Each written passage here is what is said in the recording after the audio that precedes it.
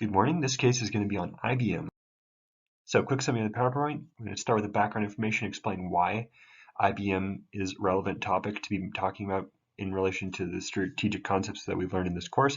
We're going to be applying those concepts, identifying what they are, evaluating the decision that is faced with management, and interpreting what I think they should do in providing you with a recommendation. So quick summary of IBM.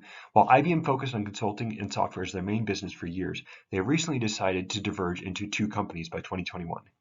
So this quote from Mr. Krishnitz, the current CEO, I think really sums up their history well. We divested networks back in the 90s. We divested PCs back in 2000.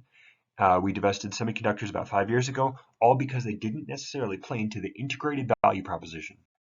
So IBM is divesting Nuco, which is their service company, which includes all of their consulting and everything.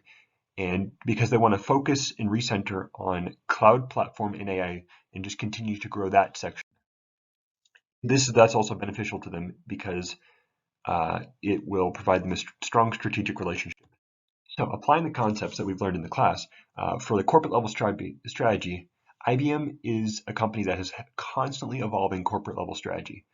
Quick explanation of what corporate level strategy is. That's actions taken to gain a competitive advantage through mixing several industries and product markets just to diversify. So while IBM started with mainframe computers in the 80s and switched to PCs in the 90s, IBM realized that PCs did not fit the company's core competencies and moved from PCs to the IT sector where they remain today. So some of the challenges that might be faced to leaders in this case is missing a turn of innovation cycle. Well, it's not necessarily that sentence. It can give advantages to the competitors. And what this means, missing the competitive cycle or the turn of innovation cycle, is in especially technology, things are constantly innovating and changing and developing. And if you miss a jump, like missing the jump to the internet or missing the jump to cloud or AI, it can take you a long time to catch up. So corporate governance is a system of rules, policies, and practices that lay out how a company's board should manage the company. These include transparency, accountability, and security. So transparency is just IBM regularly showing their deliberations and proving to the shareholders that they're continuing to promote shareholder interests and that they're staying on track. Accountability is just the verification of transparency and just saying, verifying and showing that the transparency that you showed was accurate and that you weren't just lying or committing fraud. And then security is just protecting the things that you have. So protecting your goodwill, your legal assets, your trademarks, and customer data. So going on to international business level strategy, IBM is a global company and they have been that way for many years. They have over 170 countries of operation around the world, and they understand the importance of creating a national advantage first. So factors of production, IBM has billions of dollars in assets, and this creates a large barrier of entry for both established tech companies and new ones that are trying to compete with it.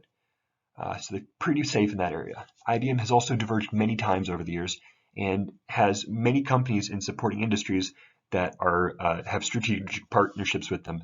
So diverging helps a company refocus on what their core competencies are and help create a focused partnership with a strong strategic relationship. So a challenge that could be faced by executives in this case is complex strategies such as diverging practices are usually not understood by analysts and the market. Because of this, most diverges lead to a drop in stock price, even when diverging was the right choice.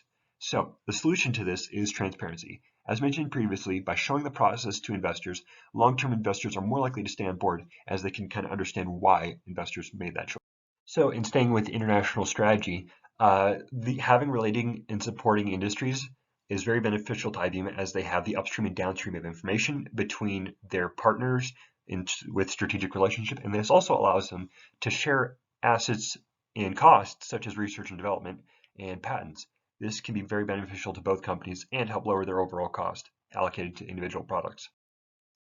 So what my recommendation for IBM is that I would recommend that IBM take a focused and positioned approach in staying with their new niche of cloud and AI. This niche's 5 force models both do not have strong downward pressure on prices and also have strong upward pressure on cost. IBM should also continue to invest in providing hyper-fast cloud AI servers at cost-effective pricing.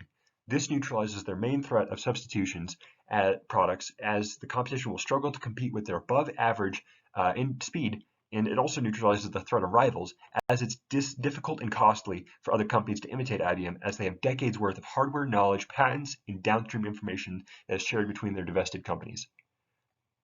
These are my notes. Thank you very much for watching.